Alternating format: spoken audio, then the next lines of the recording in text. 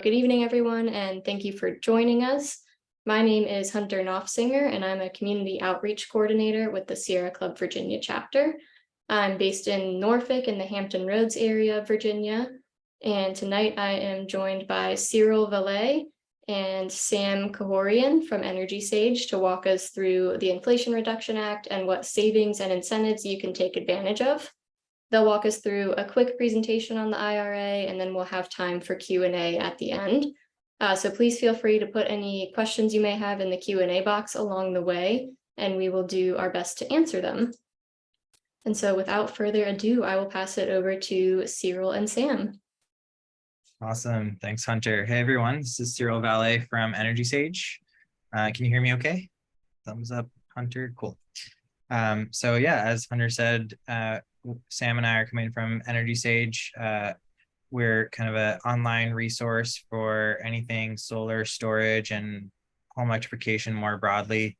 There's obviously a lot going on right now that you might have heard about with the Inflation Reduction Act incentives, but there's also a lot of confusion. So we're here to help kind of demystify some of that and give you some resources to help act on that and kind of reap some of the benefits that are available out there, or hopefully will be available if they're not already. So I am a partnership manager at EnergySage, which means I help kind of work with organizations like the Sierra Club to bring these kind of resources to the general public. And Sam is an energy advisor. Sam, why don't you go ahead and introduce yourself and your role at EnergySage? Sure, thanks. Yeah, thanks for having us here, Hunter, too, and excited to talk to you guys. I'm an energy advisor, so what that means is that I talk to folks like yourself. If you make an account with EnergySage, as soon as you do, you get assigned a personal energy advisor.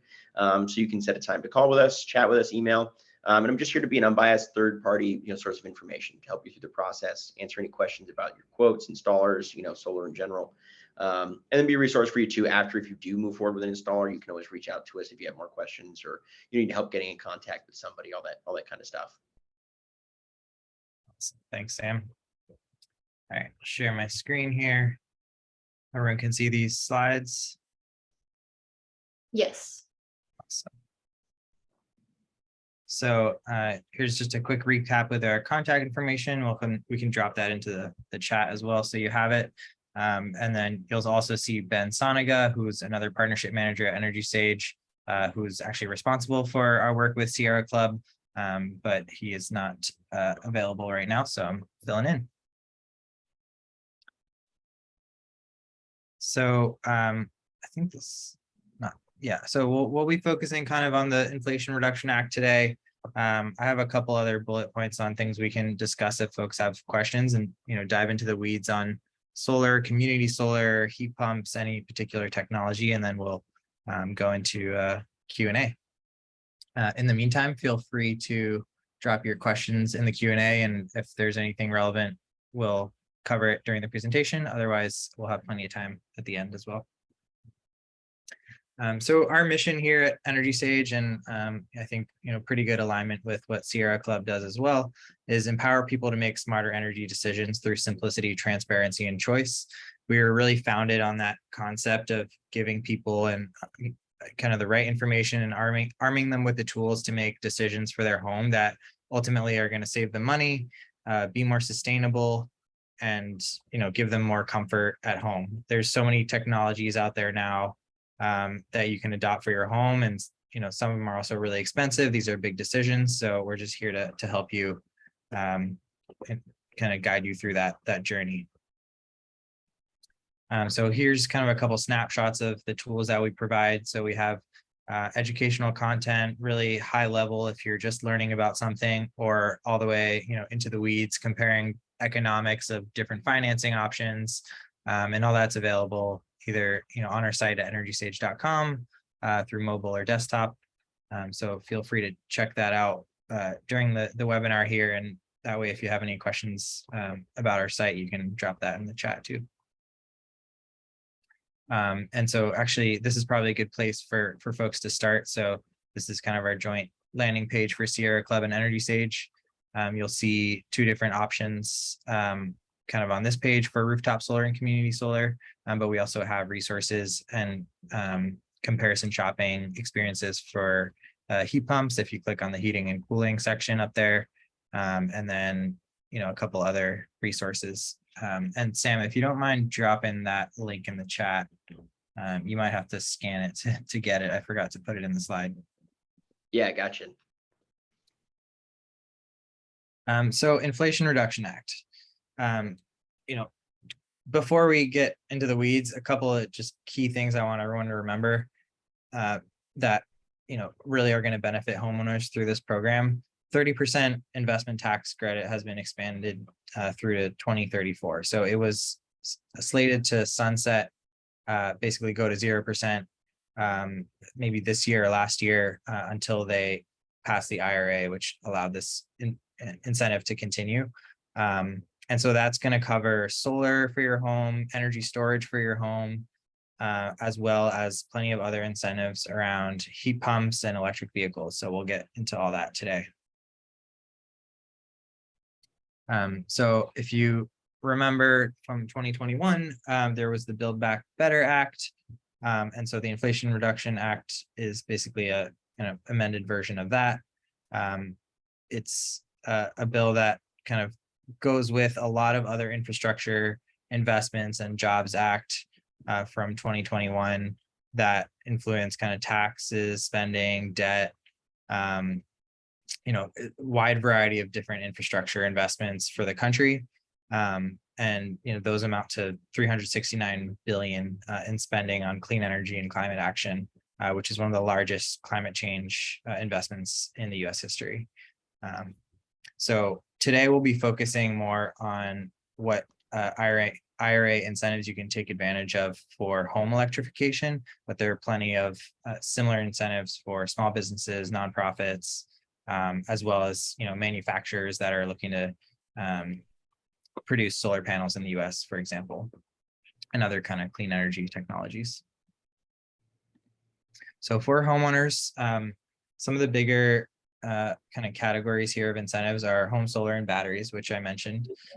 So that covers any solar system, all the equipment associated with that solar system, whether it's racking for your solar panels or even sometimes roof replacement, all the electrical panel upgrades you might have to do, as well as batteries. Before the IRA, you were not able to get a tax credit on just standalone backup storage, but now you can. So even if you don't have solar panels and you want that backup energy storage system, you can still get a tax credit for that too. You can also, another category here is energy efficiency, electrical upgrades, and HVAC. There are credits up to $1,200 through the IRA, as well as a number of other rebates depending on the technology. So we'll get into that. And then finally, for electric vehicles, there are also rebates depending on if it's a new or used vehicle. So for home solar, like I said, we now have that 30% tax credit through 2032. So obviously this is a tax credit, which means that it's an offset to the taxes that you pay each year. But even if the 30% tax credit can't offset all of your taxes in 1 year, you can still carry that over to the next year, all the way through to 2032. So even if your taxes are kind of really small each year, you can still use that over time. So on average on our platform at EnergySage, folks will save about $6,000 on a solar investment. And just keep in mind, this tax credit is phased out now, starting in 2023, it goes down, and then will drop to 0 in 2035. So the tax credit applies to solar panels, any additional solar equipment, inverters, wiring, mounting hardware, all the labor costs involved in installation, including permitting fees, inspection costs, developer fees, as well as even sales tax on the system. A couple other incentives to keep in mind for home solar too, which are outside of the kind of IRA package, are SRECs, which are solar renewable energy certificates. So when you produce solar energy, you get a certificate, and you can actually sell that to third parties. And so that's another revenue stream. And then also net metering is an important kind of benefit in installing solar, and that's the policy that allows you to export energy back to the grid and kind of sell that energy to the utility at the same price that you would buy it at. For battery systems, so as I mentioned, you can now invest in a home battery for energy storage at home. You can use it for backup storage, or you can even charge it from the grid and then, you know, use it at night, whatever you want to do with it. It's now ITC eligible, or investment tax credit eligible, up to 3 kilowatt hours. And so, yeah, this is a little bit different than what the incentive used to be with solar and storage, where you would have to actually charge the battery 75% of the time directly from solar, where now you can charge it from the grid and you still are eligible for that investment tax credit.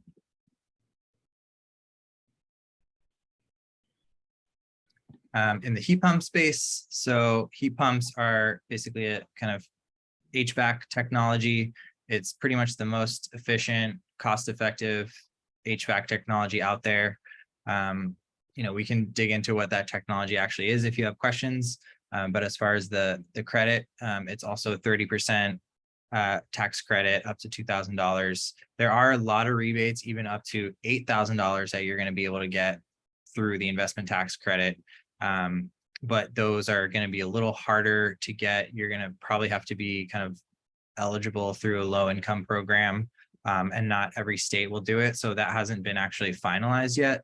So, you know, in Virginia, for example, you're not going to be able to access those quite yet. But the tax credit, the investment tax credit, you're able to get as of today. Similar with heat pump water heaters. So it's kind of the same base technology, but instead of heating air, you're heating water. And that's eligible for the same tax credit, as well as an additional $1,750 in rebates through the investment, through the Inflation Reduction Act. So I'm seeing a few questions in the chat now. One key thing here is that anything where you see like tax credit, that's available today. So let's say you get a solar installation for your home. Let's say it's installed in 3 months. By the time you file your taxes next year, you will be eligible for that tax credit. And there's a form, if you do like a turbo tax or something, there's questions about if you've gone solar, and it'll help you fill out those forms so you get that tax credit. As far as the rebates, so for example, those $8,000 I mentioned and the $1,750, although they federally have been approved, the states still have to design and implement programs to give you access to those rebates. So you're not going to be able to get those today. But I would still recommend, you know, if let's say your HVAC system is broken and you need to do a replacement and you're looking at heat pumps, it's still worth it to engage an installer today and start setting up that project, because by the end of the year, those rebates will be available. And by the time that you get, you know, your heat pumps installed, you'll be able to get those rebates. So I'm seeing a question about federal tax credits for state credits. This is all federal tax credits. State credits, it's more usually through your utility. So if you go to your utility website, they might have like discounts on, you know, different energy efficient appliances and things like that. And you can actually stack these federal incentives again, you know, on top of this, any rebates and incentives you get from your utility. Yeah, for Virginia, I'm not aware of any. I don't know if there are heat pump, local like Virginia heat pump tax credits, but I know for solar, I don't think there are any state tax credits, just net metering and SRECs. Okay. So energy efficiency, which is kind of the broader category to HVAC. So it's not just covering heat pumps, but you can also get rebates on, you know, energy efficiency, weatherization upgrades for your home. Before there was only up to $500, and now you can kind of stack all these up to $1,200. And again, some of these may be income dependent, and depending on how Virginia decides to, you know, organize their program. But you know, it should be that anyone in the state will be able to get some level of rebate here. on electric vehicles. So now with buying a new electric vehicle, you can get up to $7,500 tax credit. It depends on a couple of things. So the way that the vehicle is manufactured, it has to be in part manufactured in the US. So, any vehicle that you buy, when you talk to the dealer, they'll show you like where these credits are going to be coming from. It's kind of all predetermined based on the actual make and model. So when you're shopping for a car, just make sure to keep an eye out on which level of incentive you're going to get, but it's going to be up to 7,500. And for used EVs, you can get up to 4,000. I think it's the lesser of 4,000 or 30% of the sale price. And it has to be the first resale of that vehicle.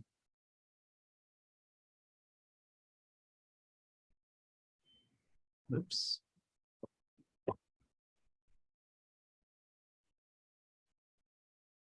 So there's a couple of cost limits on these tax credits for vehicles, depending on how you're filing your taxes. So joint tax return,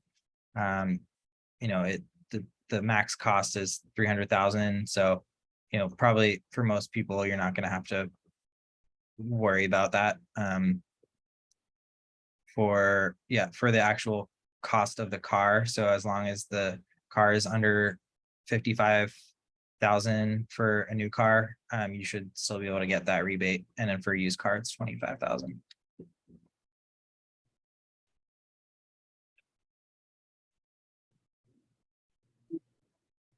So another aspect of the IRA, which is a little bit broader than some of the benefits you'll get, through home electrification, but just so you're familiar with the overall package and how kind of it impacts the U.S. economy, it's going to create a ton of investment in these renewable technologies. You can see all these plans for factory expansions coming up in the next few years for batteries, electric vehicles, solar, wind. So if you're looking for a job or you're looking to change industry, it's definitely worth keeping an eye on where these investments are happening near you, and seeing if that might be an opportunity for you personally, or maybe for your town to get more involved in the manufacturing opportunities and benefits here.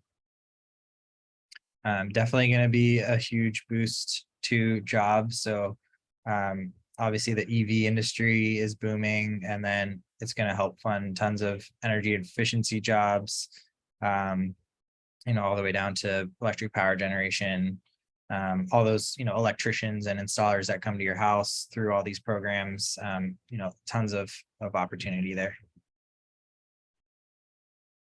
I'm going to skip this for now. And that's kind of it for high level on the IRA. Feel free to, again, keep the questions coming, and we'll get down into the weeds during the Q&A. But for now, I wanted to kind of give everyone some resources on how to get started with some home electrification projects, and start to think about how to, capture the benefits of these resources. So let's see this one. Actually, yeah, if you can just drop the link again in the chat, Sam. I think this actually might not be the right link.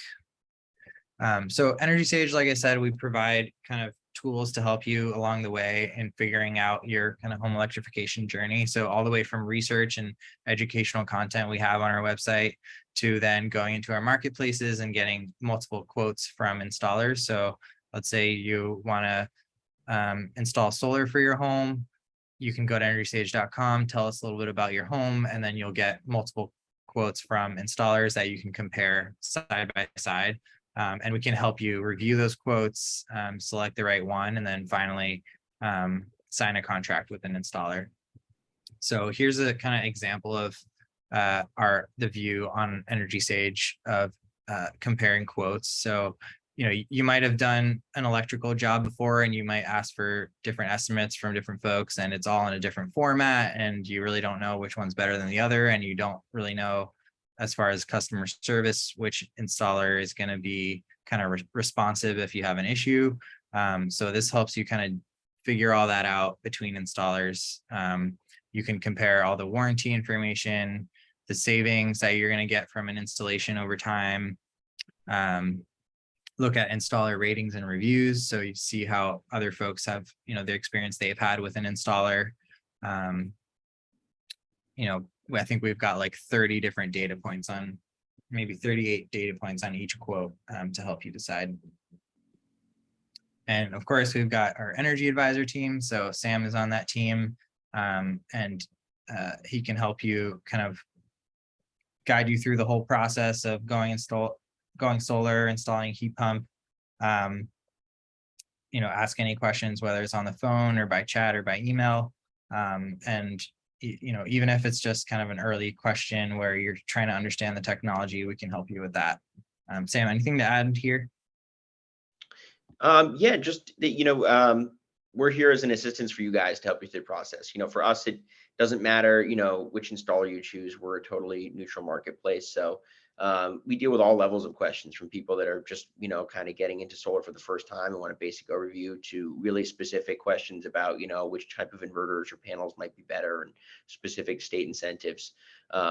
So, we try to make ourselves available, send you an email when you make an account, but you'll see when you make an account, you'll see our face right at the top there. And, definitely click a time, set up a quick meeting. Could be 15 minutes or a half hour if you want more time, just to touch base, and we can give you some help, perspective, and hopefully some help on, moving your project ahead.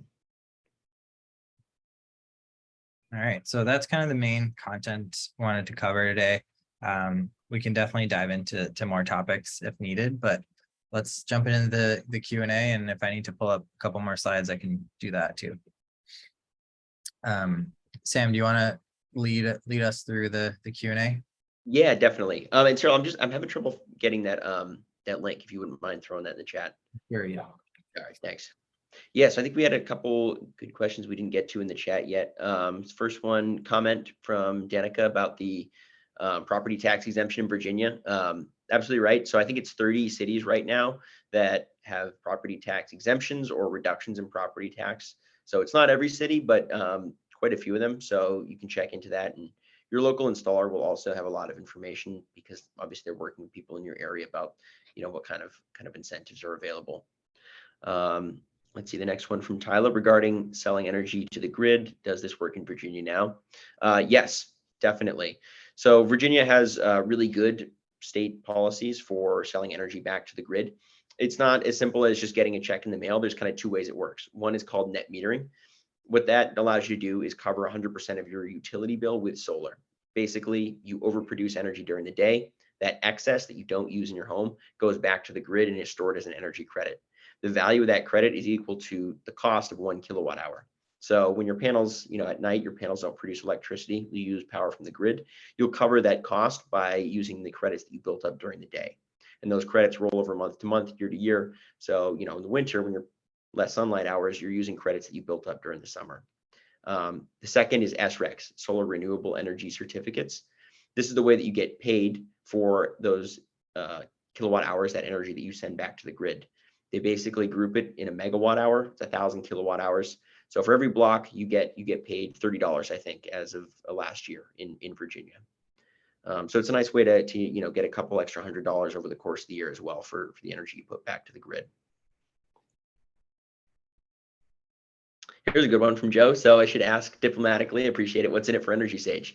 No, it's a great question. We want to be super transparent and upfront about, who we are, what we do. We are a for-profit company. We were started with funding, as part of that was from the Department of Energy, though. Investment is part of the Sunshot Initiative. And that mandate was to, bring more consumer empowerment to the marketplace, more transparency, and provide a level playing field for installers. So that's definitely still a part of our mandate. The way we would get paid is basically after a final contract is signed from an installer, then we would get like a lead fee from that company. But every installer on our platform has to go through a pre-vetting process where we look at reviews, responsiveness rates, certifications before they're allowed to quote on our platform. Let's see, what states does EnergySage operate in? I believe we're in 41 right now, as I last heard. So I don't have the list off the top of my head. It'd be easier to name the ones we aren't in, but the vast majority of them really that where solar makes sense. Mhm. And let's see. Here's one from Joe. Is there a rule of thumb for the age of existing roofs and what should be done? I'd like to think that panels would last at least 10 years. So if you expect to have to replace your roof in 10 years, you probably need to do that first. Gotcha. Yeah, it's a great question. A lot of people have that, certainly roofing is a big part of going solar. So just to start off, the age and the life expectancy of solar panels is well beyond 10 years. Almost every solar panel has at least a 25-year warranty. The panels we see are usually warranted to be outputting 86 to 92% of their original output capacity at 25 years. So there's no reason that in 35 years, 40 years down the road, these panels shouldn't be outputting at a high level. The panels will probably outlast your roof if you're dealing with a typical asphalt roof. Most installers, what they would probably do is if you have under 5 years left in your roof's life, they would probably require that you update or redo your roof. You may not have to do a full roof replacement. If you've recently had that done, you can maybe add shingles on top, but obviously you don't want to put solar up and then have to go back the next year and do a re-roof. But yeah, a lot of people, find as decades go on, they need to do a re-roof. Installers will usually have a flat rate fee that they'll charge to take the panels down and put them back up for you after you've had your roof redone. And if you need to do it to go solar, most installers also can bundle roofing up in the cost for you, especially if you're financing too. They can roll that all up into one. Let's see, next question from Ruth. Could a future Congress or president repeal these tax credits? I don't believe so. Honestly, I don't know for 100%. I suppose in this climate, who knows? But I really don't think that they're going anywhere. It's a pretty major bill, so that would be. I'll add that there was a lot of bipartisan support for the bill, so there isn't really any reason that even if another party comes in, there's really no reason to do it. There's so many great incentives for so many industries across the board. I couldn't imagine any political will to want to repeal it. Probably theoretically it could happen, but I wouldn't worry too much about it.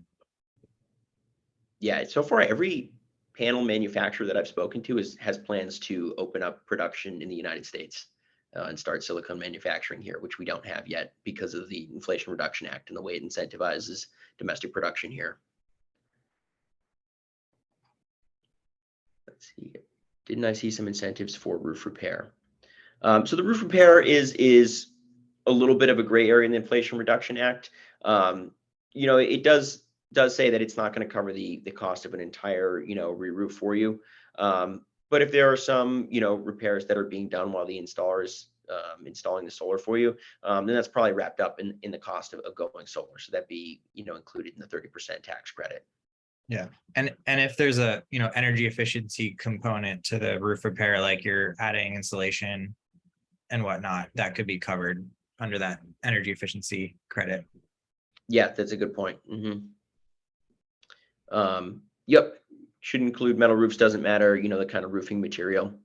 Do mini splits qualify? So mini splits would qualify under that heat pump tax credit, so it's slightly different. It's 30% up to $2,000 that they would qualify for, as well as some other rebates that have been approved.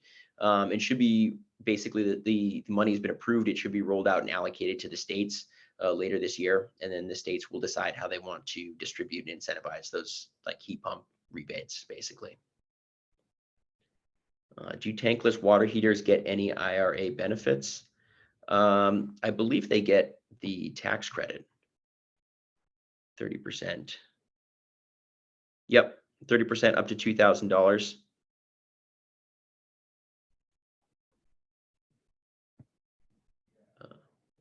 Sorry, just double checking real quick.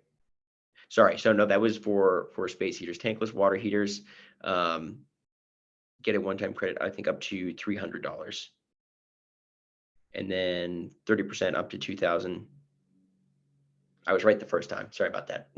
So yeah, 30% up to $2,000, same as a heat pump for heating your home, same as a mini split.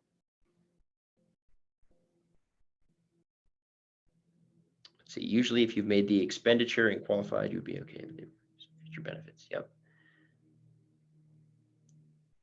Awesome. I think we've got through all the questions in the chat so far. Oh, we just got a new one from John. Do you have a chart of the incentives that apply regardless of income? Yeah, so we have a lot of resources actually on EnergySage. We have a really good article on the Inflation Reduction Act as well. I'll drop the link for that in the chat here. But it kind of goes through and covers a lot of the information we've covered today as well, you know, outlining basically what different products are covered in the Inflation Reduction Act, what's income eligible. As far as the tax credit goes, you know, there's really, from what I've seen, no income restrictions on the tax credits. Sam, sorry if I missed it. Did you see the question about how much does it cost to access your services? No, I missed that. Thanks. Yeah, EnergySage is completely free. We don't charge consumers anything. We're always a free service to use. That's part of our mandate. You know, as I mentioned, getting startup funding from the Department of Energy. So yeah, if you are curious to just see what it would look like to install solar or potentially heat pumps, just go to our site, make an account. You'll get free quotes from your area, and you know, talking to an energy advisor like myself is always free as well. Happy to have multiple calls, exchange emails, you know, whatever you need.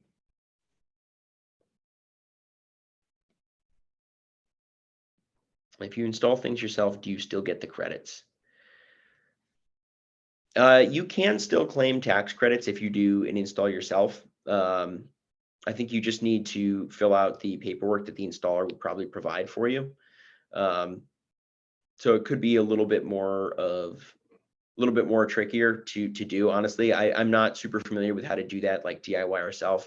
EnergySage, we don't do wholesale. We only work with installers, you know, who are going to give you the right paperwork and give you the right applications, permits, all that kind of stuff to you know, provide the paper trail for the tax credit.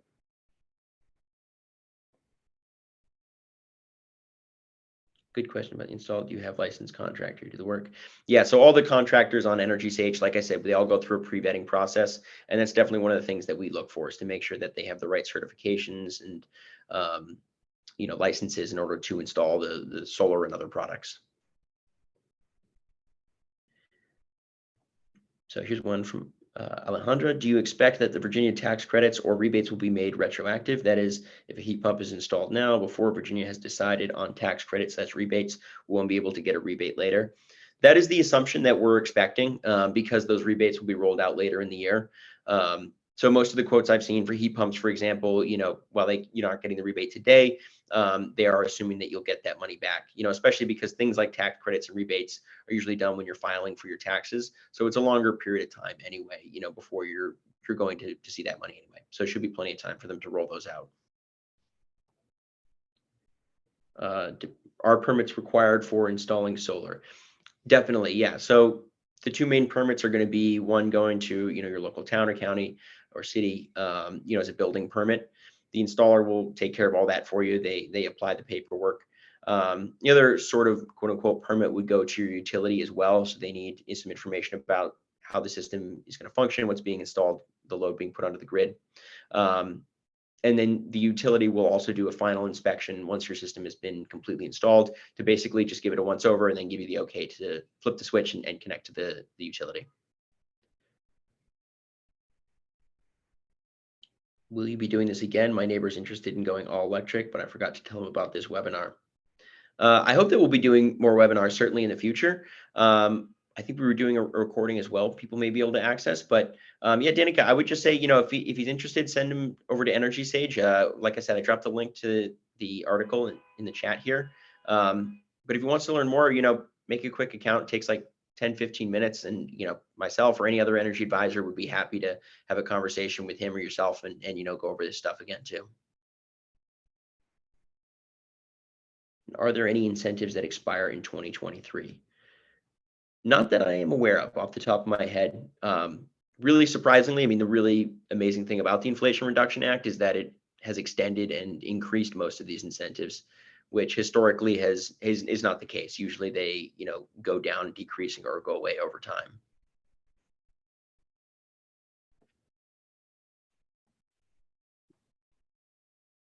Let's see, did I miss any questions in here? Anything on geothermal? Geothermal, I imagine would definitely qualify for those, green energy things. Is similar to heat pump for the tax credits. They should definitely apply to geothermal as well. We don't really do geothermal on EnergySage just yet. It's mostly air source, just because for most people it's a lot more cost effective. But yeah, certainly the rebates and the tax credits should apply to geothermal like they do to air source heat pumps.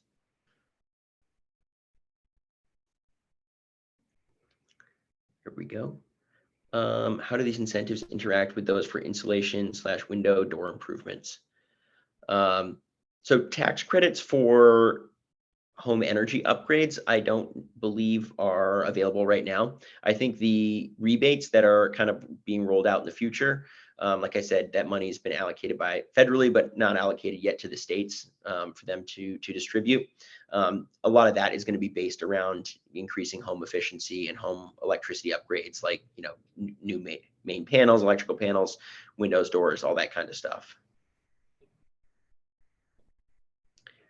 Let's see, from Catherine, I have propane heat and forced air furnace for house. They used to be all baseboard. Can you comment on that situation? Yeah, so definitely baseboard heat is going to be, I would think, probably the least efficient. Propane heat and forced air furnace. When I look at the breakdown of cost versus propane versus air source heat pumps, the savings are really fantastic with air source. Coming from electricity, for most people, the electricity rate is much cheaper than a truck fuel like propane. So that's a really good cost comparison. You could expect some really good savings and valuable return on your investment if you're thinking about moving over to an air source heat pump. And the dual advantage is, if you combine it with solar, I mean, that even increases the savings by multitudes, right? Because then you're generating free electricity for yourself too.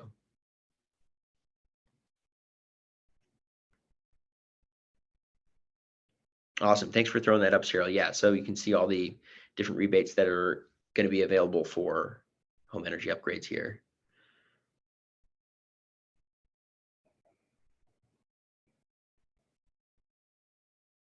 Okay, up to 1,200 in tax credits.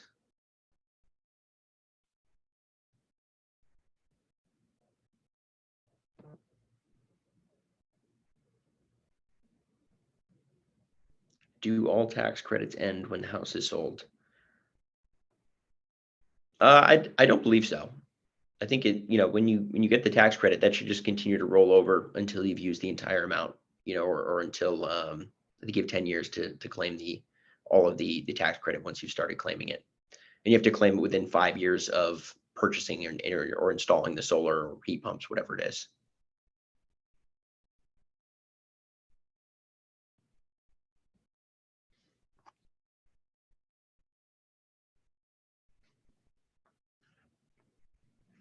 I'll just mention something real quick while we are waiting for more questions. If you are a renter, it's obviously very hard to do any of these things.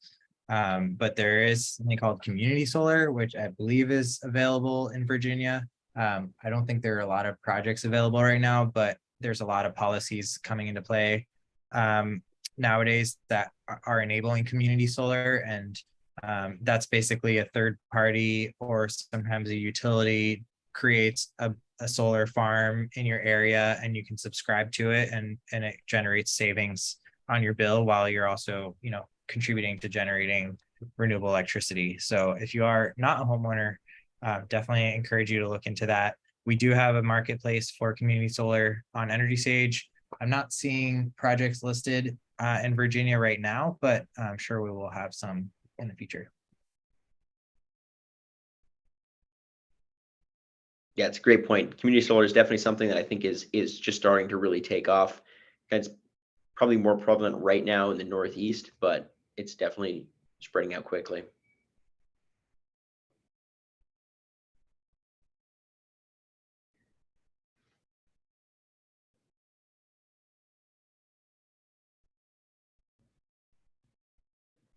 Thanks, John, for sharing that link on geothermal. So yeah, it's the same 30% tax credit for geothermal.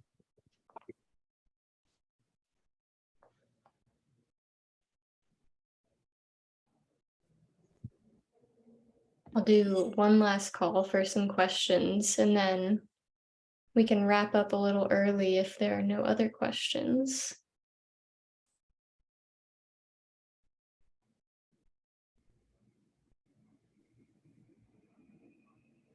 Alrighty, I'm gonna go ahead and wrap us up. So thank you, Cyril and Sam, for talking with us this evening about the Inflation Reduction Act. I learned a lot. I learn a lot every time I look into the IRA. There's a lot of information there, so this was super helpful. We have been recording this session, so we will be sending it out to everyone via email tomorrow.